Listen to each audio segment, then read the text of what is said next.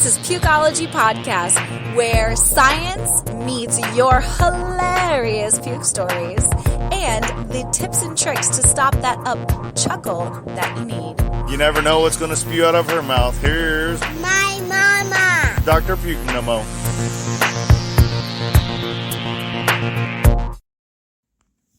So what's harder, the pregnancy or the newborn stage? Well, as a pregnancy doctor and a mom, I must add, I would have to say that it really depends upon the woman. So let's go over the difficult experiences of being pregnant by trimester, plus what to expect when you're expecting a newborn difficulty. Coming up all today in Pregnancy Pukeology Podcast, episode 86, What's Harder, Pregnancy or a Newborn? Do you want no more morning sickness, pregnancy nausea, or how about no more headaches or migraines? Visit our sponsor, nomonausea.com, the only natural way to instantly stop your worst nausea, vomiting, or headaches now and get 25% off with the code PUKE25. That's PUKE25. Or just place the No Nausea band on your baby registry for your delivery room bag at Bye Bye Baby. Get it shipped for free in just 2 days as an Amazon Prime vendor, or just know that your little ones are always taken care of with No More Nausea Kids and No More Sleepless Nights. Guess what? The sleep one works with moms with small wrists too. Now they're all available at your local Walmart store. Do you want to hear some pregnancy humor that may just make you want to pee your pants? Like you don't have to pee all the time, with hilarious stories like poop and pee, you better believe it, it came up, and red-nosed wagon. If you want to learn more about your pregnancy, humor and knowledge is key to help you survive these 9 months. And just know we're in this together. Today, you will learn the science behind the pregnancy statistics of how many women experience each pregnancy problem by trimester, the most common difficulties that you can expect when you're having a newborn. But don't worry, I won't leave you without some great pregnancy natural remedies to help all that ails you, and mom advice for you getting ready for a newborn inside your house to make the newborn routine and your life easy peasy lemon squeezy. So let's get your pregnancy life on Easy Street. All in today's Pregnancy Pukeology Podcast, episode 86. Is pregnancy or a newborn more difficult? Here we go. The science of puke, Pukeology.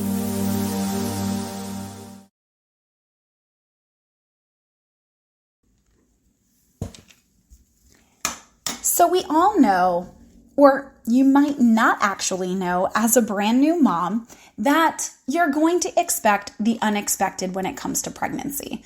And believe it or not, every pregnancy is different than the last. So you can't just assume because you've been there and done that before.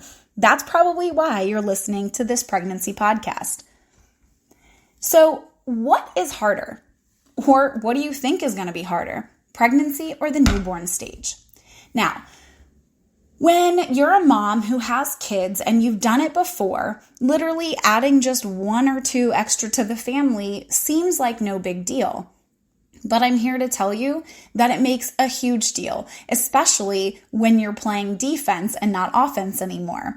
That's the reason why I always make a joke. You have 2 hands, and that's the reason why I had 2 children. Just because, even though my husband and I share responsibilities, there's sometimes that you're going to be by yourself with the kiddos. And boy, oh boy, let me tell you, you're in for a whirlwind if you have 1 extra. So kudos to you moms if you are working on your 3rd. Now, I will say it might be difficult for first-time moms to answer this question or to even think about where they're going to be once this baby is actually born. And again, you can always go back and take a look and read this on nomonausea.com/blogs. So you can actually find this podcast and the entire blog content. So if you're listening to this in the car or on the way to your prenatal checkup, just know you can actually refer back to it later. Honestly, there is not a yes or no answer to whether or not pregnancy is harder than having a newborn. It's because every woman experiences pregnancy a little differently, and different situations of having a newborn also affect whether or not you find it difficult. Some women report that being pregnant is worse than having a newborn, while others confidently report and say that no, a newborn is way harder than being pregnant. Regardless of which opinion or which side of the fence that you're actually going on, enjoy the journey. And by that, I just mean live in the present. Don't think about the future, live for right now. So again, if you're a first-time mom or you've already had multiple babies, here's what you should expect, okay? This is a pregnancy, what to expect when you're expecting. So why carrying during a pregnancy is actually hard or is experienced as something more difficult for a lot of women? It's because of the fact that pregnancy results in so many changes to your body. The pregnancy, or your pregnancy in specific, some of you guys might be sick all the time.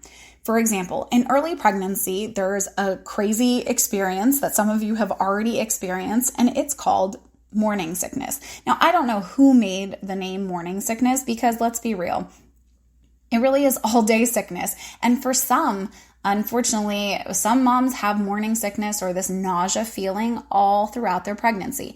Don't worry, NomoNausea.com has definitely got you. They invented a 3-in-1 essential oil infused acupressure wristband that goes on your wrist and instantly stops you from getting sick. So you don't have to suffer through that anymore. But I digress. Let's go back. So some of the very early pregnancy symptoms include overall body fatigue, nausea, vomiting, mood changes, the sense of smell changes, okay? And all of these things make you feel super uncomfortable. And also, did I forget to say that in your first trimester, you will start to pee a lot more? Yeah, that was something that I wasn't expecting even as a pregnancy doctor. Now, as your baby starts to grow and your bump becomes a lot bigger, your muscles and ligaments start stretching. Sometimes some of you guys will actually have hip and back pain or sciatica. In addition to having a nice big baby bump right in the front, you will also have a little baby that is kicking your ribs or really putting pressure upon your diaphragm, causing you to be unable to breathe properly or bend down or really just take a big deep breath. Now, another thing is, because of the fact that your body gets ready for delivery, and in delivery, you're to expect about a 500 ml to about a liter of blood loss, your body starts to make almost an extra liter of blood products inside of your body. So that's why women get this stuffy nose. It's because you have a lot more fluid running through your body. Some of you lovely ladies, like I did, will have beautiful cankles. By the end of it, make sure that you're taking a look at your blood pressure. Because if you have edema, or basically we say it's pitting edema, but if you can take where your shin bone is and put pressure upon your finger, right, where your shin bone is, and if it forms a divot or a groove, that means you have a lot of edematous tissue. That means you have a lot of fluid, and I would definitely go and have your blood pressure checked out by your OBGYN. All right, so other than we talked about all of those other issues, right, pregnancy also interferes with your sleep, okay, for real in the late third trimester. It's because your bump is getting bigger. You're no longer allowed to lie flat on your back. Why? Because of the fact that you want to make sure that you do a little bit of left uterine displacement. All that basically means is that you kind of bump your right side so that you can breathe appropriately and you can oxygenate the baby. So we only say don't lay flat, especially in your third trimester, because you have vital organs and also a massive vital artery and vein that are actually there. So you don't want to sit there and compress them, because if you're not getting blood flow, neither is the baby. That's also the reason why whenever you go and you work out, make sure that you're wearing kind of like a heart rate monitor. They sell them in all different types of ways. This way to make sure that you are getting enough blood to the baby and you're not becoming tachycardic or increasing the amount of your heart rate so much so that the baby is not getting enough of the oxygen that it needs. All right, so we talked about all of those issues, but as your bump grows or as the baby gets bigger and bigger, right, it's compressing your bladder. This increases urinary frequency. So you have to go to the bathroom all the time. You wake up multiple times to go to the toilet, and it disrupts your sleep.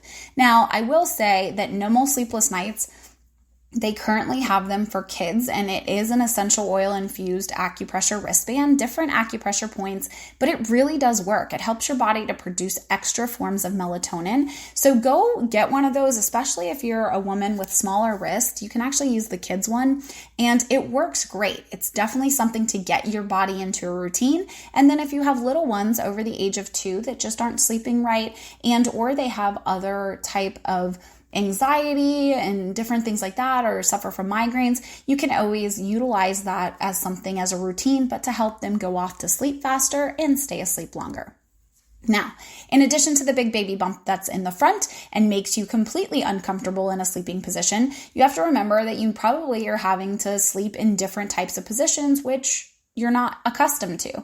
I luckily was a side sleeper, and I remained a side sleeper. The only difference is I got those pregnancy pillows. Oh my goodness, and it took so much pressure off. That and that awesome pregnancy band that you wear, oh, it's a lifesaver. Meaning it's kind of like the kinesiology tape, and or you can actually use a band to kind of help prop up your belly. And this helps to decrease the weight that's on your back, because I had some bad sciatica as well. So the experience that a mom experiences during labor and the whole birthing process is really like a hard nut to crack, honestly. You will experience both emotional and physical exhaustion while you're pushing. Your lower abdominal pain that radiates to your back due to contractions, especially if the baby's face is turned in the wrong direction. Think of it like this, okay? Your baby has a nice, soft, squishy face, right? And then the head is a lot harder because it has a skull in there. So you have to remember that even though that the baby's heads are still very malleable, if they're faced the wrong way, it's kind of like, I'm trying to think of that instrument that they use and it's like, kind of like an old school washing board. It's that type. And so it's going to definitely radiate some pain due to your lower back, especially during contractions. And if those of you who are not or have not experienced an epidural or are really confused or, just don't know, trust me, I'm the right doctor to tell you all about it. I have done literally tens of thousands of epidurals. So for me, I would definitely get some more education, learn about both of them. And I am going to do a podcast. I keep promising that I'm going to do it. I just haven't had the chance to sit down and do it as of yet. So remember, contractions, labor, it's nothing like you've ever experienced. And then 80% of women get nausea or vomiting during delivery, whether that's from a C-section, regular vaginal birth. So again, that's something that most women are just not prepared for. They're not prepared to puke all over themselves, right? Whenever they're pushing. So I always say No More Nausea Med Plus is actually utilized at hospitals in 12 countries of the world. But if your hospital doesn't have it, because again, you won't know until you actually show up there. So just go grab one. It's on Amazon. They're like $12 and it will literally save you from getting sick all over yourself. You're welcome.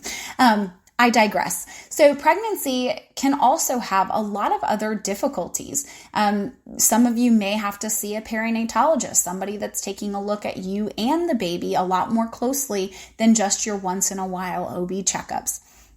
So some of these more difficulty pregnancies are placenta previa, gestational diabetes when your sugar is too high, and also ladies, make sure that you're kind of looking at your sugar and your eating habits, not just during pregnancy, but they say that 50% of women who had gestational diabetes will get diabetes later on in life, and that can be very problematic for wound healing, for the actual tingling and numbness in your feet. You're not getting the correct amount of oxygenation. So your sugar is not just about how sweet you are. It's about everything else and how your body communicates with itself. Another problem during pregnancy is premature rupture of membranes leading to hospital admissions. Basically, PPROM is what we call it. It's not a good thing, right? We want to keep the baby in there to cook at least till full term. And what we consider full term is 36 weeks and older. So a mom that finds pregnancy to be very hard sometimes will claim that, you only need to carry the baby around and the pregnancy, and the pregnancy contents, right? The baby, the amniotic fluid, the placenta, all of those things, they're looking at pregnancy as, okay, it's all contained, self-contained into one area. You can also request that someone take care of the baby for a while, unlike during pregnancy, which you can't share it, unfortunately, with someone. And then you can co-sleep. Again, co-sleeping is not exactly, not every doctor or not a lot of doctors will say, or the ACOG and things of that nature will tell you, yes, go co-sleep, because again, you could roll over the baby and suffocate the baby. But I'm not one to tell you any different. I'm a real mom. I know that if your baby sleeps while you are sleeping, guess what? Go put them in bed with you so that you can sleep. You are the most important thing, because again, like they say when you go on a plane ride, put your oxygen mask on first before you help others. Because if you pass out from lack of oxygen, nobody else is going to get helped either. So again, it's the same thing. Help thyself first, and then again, you can help the baby. But when you are pregnant, no one else can help you to sleep, right? Because the baby is still inside of you. So now let's look at each of the pregnancy symptoms by trimester. And this will help you to evaluate which one do you think is actually hardest. And so some of you will love pregnancy. There's this small percentage of people that really love it, and others will loathe it. Don't worry, you will always find someone else who feels the exact same way. I loathed pregnancy, just to let you all know. I am on team pregnancy is harder, but again, I am very blessed with a family that I was able to help. So again, not having a family or a support or a significant other is very difficult, because it's just you when you're taking care of the baby, versus when you're pregnant, they just go everywhere that you go. So in polling thousands of women and taking a look at a lot of medical research, which trimester is the most difficult? So most women agree that the second trimester is the easiest, meaning it's either the most difficult is the first or the third. 45% felt that the first trimester was the most difficult. 37% felt the third trimester was the hardest, while only 3% of women thought all 3 trimesters were so easy. Can we give them a round of applause? Ew. If you were one of those 3% of women, I don't want to turn you off from listening to it, but girl, let's be real. Pregnancy is not easy street, okay? So most will agree the second trimester is better than all the others. And again, when most of you guys will actually say that first trimester was harder because getting over that morning sickness, you don't have to suffer anymore. Nomonausea.com is here for you. If you put in the code Puke25, you save 25%. So literally, like, what is 25% off of $12? I definitely know that it's probably under $10 at that point. So 13% of women thought all the trimesters were equally difficult. So you have 3% of women who said, hey, everything was super easy. And then 13% of women that said all 3 trimesters were super terrible and difficult. More than likely, those were the women that had HG, which is hyperemesis gravidarum. If you're curious as to what that big word is, again, HG, hyperemesis gravidarum, is basically morning sickness, but on steroids. It's like a constant morning sickness that makes you feel really, really sick all the time. And that being said, you can take a look at my podcast, which is Pregnancy Pukeology Podcast, episode 6. I do an entire thing on pregnancy or hyperemesis gravidarum and talk about all of the different ways or mechanisms in which you can help to stop getting so sick all the time. Now, let's switch gears, okay? If you are team newborn, that team newborn is harder. Let's go through some of the things that make newborns and babies, brand new babies, very hard. So newborn, they are mentally, emotionally, and physically exhausting. Not to mention, I feel like a lot of times we as women say everything is okay until it's not okay. Meaning, our sense of mental health after a baby is something that nobody really talks about. You have just had a massive hormonal surge and then it's been retracted. And so if you are one of those women that is having postpartum issues when it comes to depression, anxiety, other type of mental illnesses that you were not noticing in your pregnancy, I would highly recommend and advise you to go see somebody about it. We don't talk about it enough. It's like we don't talk about Bruno, no. But I want you to talk about it. It's very important for you and your health, okay? Your mental health is actually what dictates all the rest of your physical embodiment. So while a newborn is super rewarding, it's exhausting. During the early weeks after birth, you not only have to deal with sleep deprivation, but you also experience sore nipples, bleeding of the nipples, and pain due to contraction of the uterus back to normal, bleeding in that area. Ladies, if you had a C-section, did you know that you're going to bleed out of your vagina? You probably didn't. It's okay, right? If I wasn't the doctor that was going to tell you that, you are. Why? Because that's the only way that the blood is going to be able to get out of. So just letting you know something to expect. Yes, you will be wearing these like not so sexy, gigantic underwear with a nice big fat pad in there, okay? In addition, after your uterus finally contracts back to normal, and let me say, your body does not bounce back where you are just as thin as you were before you gave birth, okay? So FYI, bring pregnancy clothes for your afterbirth, meaning when you are postpartum, you are going to be the same size that you were when you were pregnant. Do not have this idea that as soon as the baby comes out, that all the weight goes and drops. It doesn't. I did that with my first, and I couldn't put my other clothes on, and it just caused me to have a massive emotional breakdown, and I started crying. But again, I was young. I was in my 20s, and so having a baby in your 20s and having a baby in your 30s are a little bit different. In your 30s, you recognize that stretchy pants are the best thing that God has ever produced.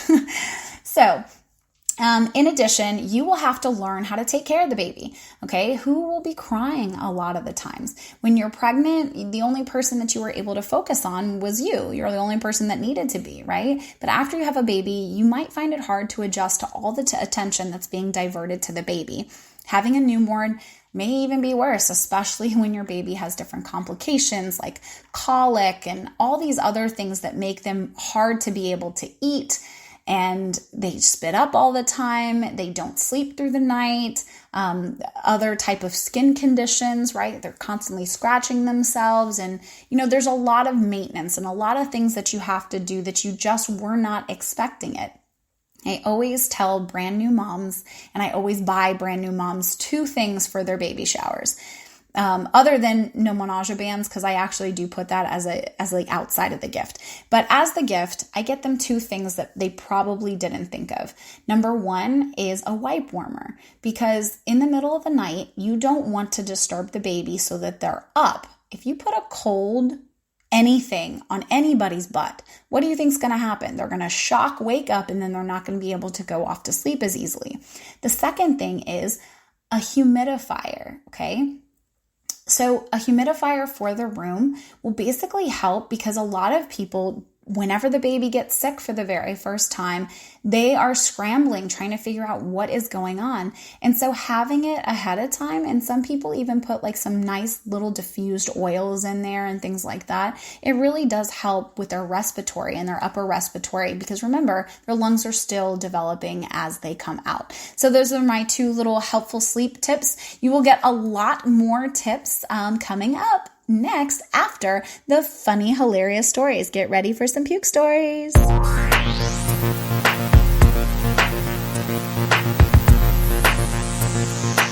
Throwing up on a Tuesday?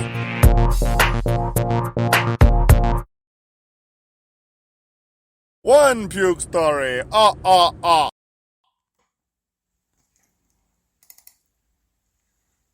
So you're probably wondering, what kind of story can I talk about?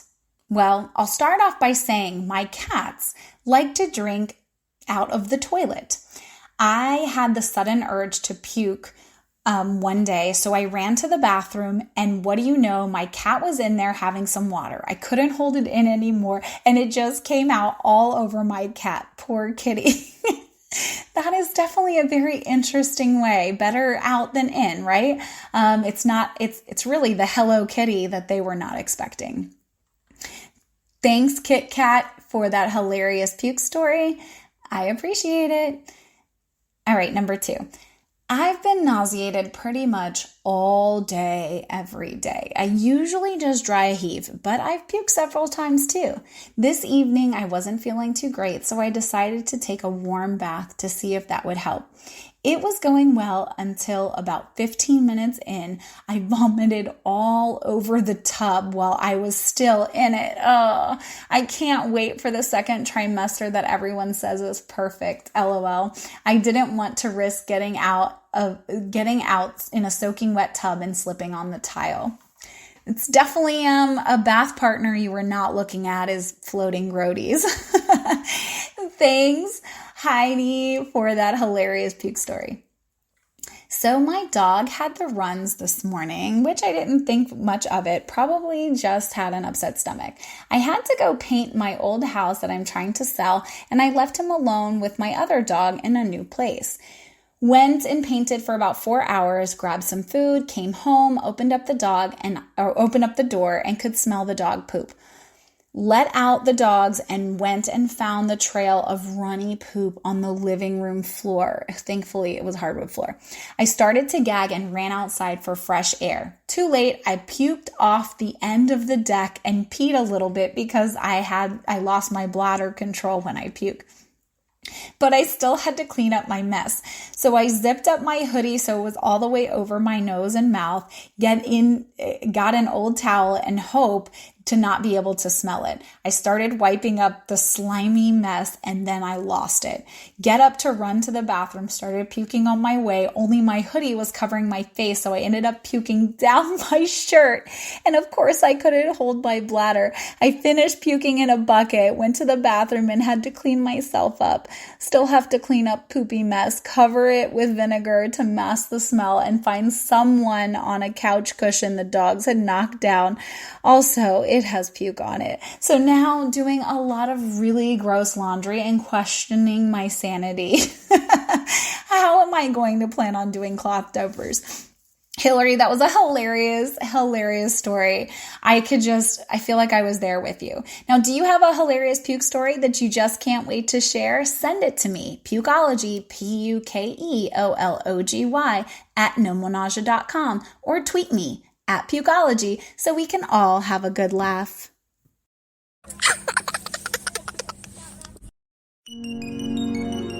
Tips and tricks to stop the up chuckle that you need.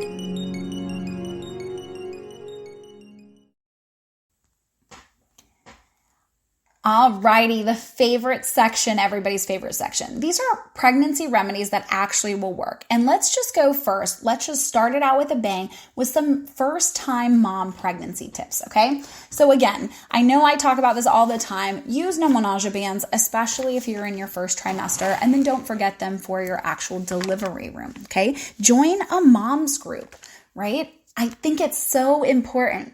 We are a community, right? When one suffers, we all suffer. No, you don't have to suffer.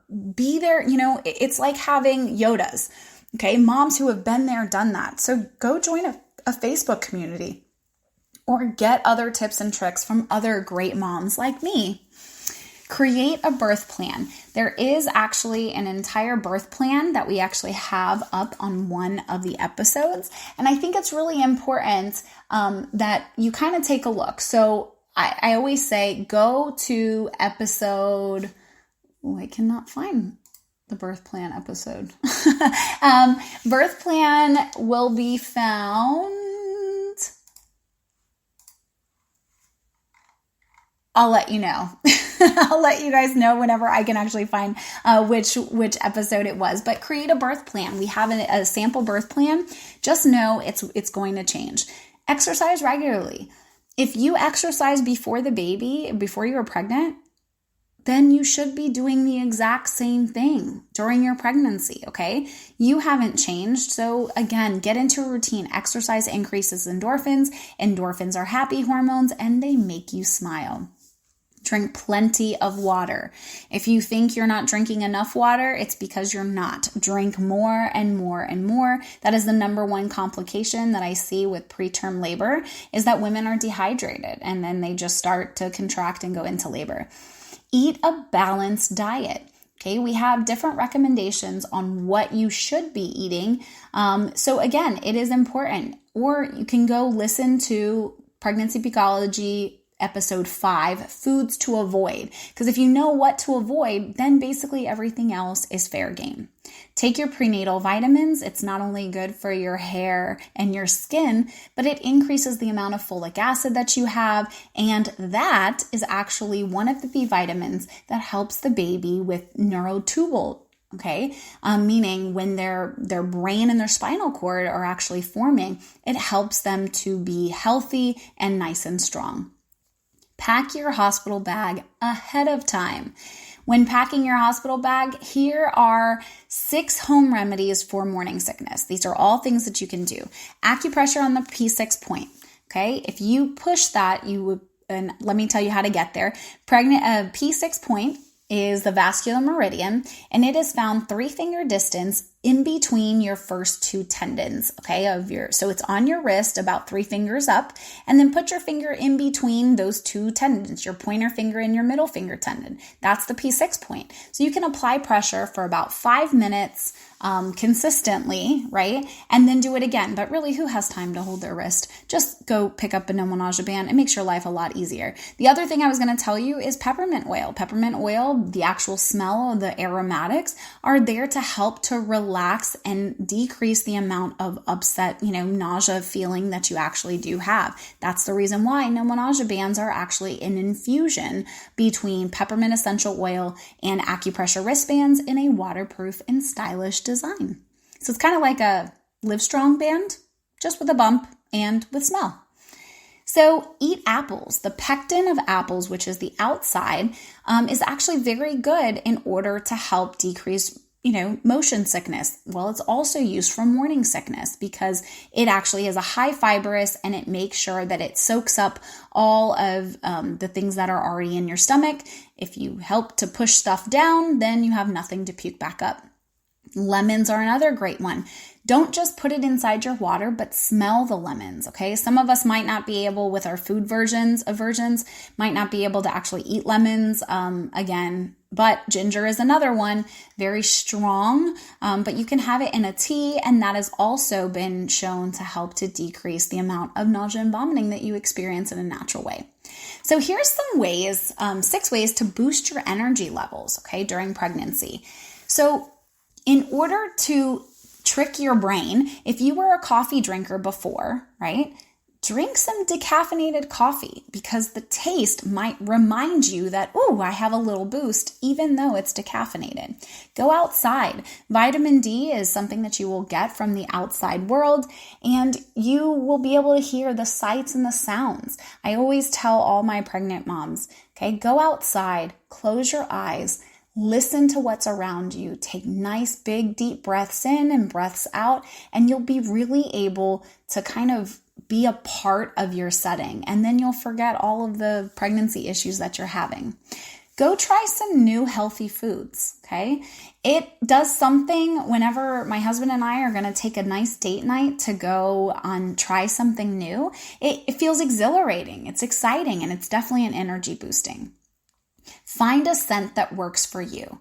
Okay, I'm not saying spray yourself with a bunch of perfume, but actually an essential oil. They found that the citrulline branches and also that peppermint is an excitatory. It gives you a little boost of energy. Read a book. Okay, put your nose in a good book, right? Reading a book also has been found to really give you a new sense of yourself, and then take a bath. Self-care is what you need, right? You are also making a baby. So girl, take care of yourself. Now, talking about different types of exercises that are good for pregnancy, we do have different exercises that are recommended just because, again, I'm not gonna tell you to go do anything crazy, but nice walks around the neighborhood, or maybe sign up for yoga. If you're looking for some great exercises that you can do while you're pregnant, we have an entire Pregnancy Pukeology podcast on it.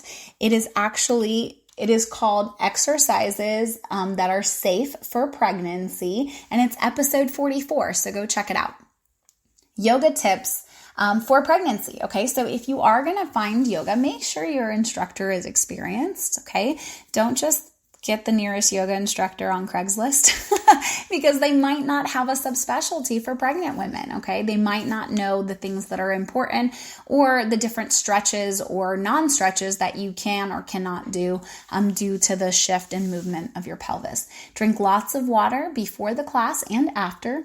Find the right class, and you might actually make some friends too while you're at it. Wear comfortable clothing and warm up. Make sure that you stretch nicely. I understand that your body is producing a lot of relaxin, which is a hormone that helps everything to relax, hence putting your pelvis into position. You may start duck waddling a little bit as you get into your third trimester, but make sure that you are stretching and warming up because your muscles are not going to be or not handle it the exact same way because you have a brand new baby in the way. And then last but not least, when you are finding these prenatal yoga classes, find something that's in your area and make some new friends. So maybe you guys can do stroller strides or something like that afterwards. Because again, there's nothing like community, right? There ain't no hood like motherhood. All right. So 5 sleep tips for pregnancy to help you to sleep. So number 1, keep a consistent sleep and wake schedule. This is good for yourself, so be diligent. Even on the weekends, make sure that it's the same time. Get over 8 hours of sleep. And again, number 2, make your bedroom nice and comfy, right? Use a lot of pillows to support your bump. They do have pregnancy pillows that can actually dub as breastfeeding pillows so that you can get 2 for the price of 1. Number 3, okay? Make sure that you don't have any caffeine. Now, they do say, or I as a physician am okay with you having 1 caffeinated beverage per day. Choose wisely, okay? But it riles up the baby, and if it riles up the baby, you won't be able to sleep either. So make sure that you have your caffeine in the early morning and not late in the day before bedtime. Number 4, keep your phones away from your face, 45 minutes, right? So keep your gadgets and devices away during bedtime to avoid the blue light awake signals. So your body, when it hits blue light, it says, woo, I'm up and totally awake. Number 5, stick to your bedtime routine, okay? Read a book, they say, for 6 minutes before you go to sleep will actually help you, and utilize a clinically proven sleep bracelet called No More Sleepless Nights Band. All those things will help you to produce more melatonin naturally. Alrighty, so now for what we've all been waiting for. Some of you guys are already getting ready to deliver. So let me give you some newborn tips, okay? Obviously, when you have a brand new baby, help your body to latch during breastfeeding. What that means is you be comfortable and put your baby in whatever position that you feel the most comfortable. They will find the nipple, I guarantee, okay? Make sure that you are keeping hand sanitizer nearby to make sure that the baby doesn't get any illnesses or anything like that. So make sure that you know how to swaddle your baby before that you let go. I'm only saying that because all these new cool swaddling techniques. I like the good old fashioned baby Bjorn where I know that it's in there and it's clicked in safely, because obviously you wouldn't want to drop the baby itself. Give the baby sponge baths for the very beginning, a nice full body massage, and apply moisturizers prior to them going to sleep. And if it has some lavender in it, even better, right? And make sure that the baby is nice and dry before bed, because that is probably the number 1 cause for a baby to wake up. They feel wet and gross. We all do it. And here's some more newborn tips and tricks, okay? Encourage long naps. So you don't put your baby to nap in a bright room, right? You want to make sure that you lower the amount, and they will know the difference between night and day, okay? Remember, encourage long naps because you get a break. And you don't want super long naps, right? Not right before bed, but get into a routine where they take a nap from this time to this time. And if I can give you any advice, moms, you sleep when they sleep. Don't try to be doing a whole bunch of crazy other things. All right. If your baby has gas, or if they're constantly crying and things like that, and you haven't seen them, have a bowel movement, do do the elbows to knee trick. Okay, elbows to knee. Bend over, make your knees touch your elbows. That's my only wrapping I promise I will do. But it helps to remove stubborn gas by helping to move the elbows to the knees or the knees to the elbows, okay? Track your diapers and track your feeding. This is so much easier if you are breastfeeding. Every 2 hours is breastfeeding, especially for brand new babies, but your babies will give you those cues, okay? Use white noise so that you don't have to have them perfectly silent. Get them accustomed to hearing some things so that they can sleep whenever they're around others or when you have the vacuum running or things like that. Use a pull-up onesie instead of snaps. I cannot tell you in the middle of the night, you will never get those snaps right again. It's kind of like a big long skirt. They just pull up and pull down. Feed after they wake up and try to uncover them a little bit. Your body heat and your body warmth will help them to stay warm. But again, exciting them so that they don't fall asleep on the breast is very important. And it'll also save your nipples too. Find a hold that fits for you, okay? So if you are a person, don't think that you have to bring your baby in when you're showering. Put the baby and allow them to kind of self-soothe themselves. Put them in the bouncer, in the rocker. Just make sure that it's not on a high surface because they could potentially, roll over. Swaddle your baby at night. This way it makes them feel like a cocoon, right? They feel like that they're back in the womb that they were before. All right, next is your baby's hunger cues. So early hunger cues mean lip smacking or smacking. The tongue and the mouth will start moving back and forth, and then they start sucking on everything. Now, mid-hunger cues are when they start rooting and getting them positioned to feed. They start fidgeting and squirming, and they become fussy, and they start breathing rapidly. It's like they're hangry, right? And then late hunger cues, you probably are going to have to calm the baby down first before you start feeding. Crying, move their head side to side. And again, them consistently turning red. It's because they're so hungry that they're angry at you. So establish a routine. Feeding, playing, cleaning, sleeping, right? And it might be feeding, playing, napping, feeding, playing, napping, feeding, playing, napping, cleaning, sleeping. So whatever works for you and your baby, just be consistent with it. So bottom line is having a newborn and being pregnant are challenging. That's the road ahead, right? It's a mom's life for us. You will surely experience some difficulty at some point during your pregnancy and or if you're having a newborn. The only difference is that every woman experiences pregnancy different and takes care of a newborn or has others to help them out. Therefore, what's harder between pregnancy and newborn depends how you perceive it. You let me know and send me an email because I'm very curious. Thanks again for listening to Pregnancy Pukeology Podcast, episode 86. What's harder, pregnancy or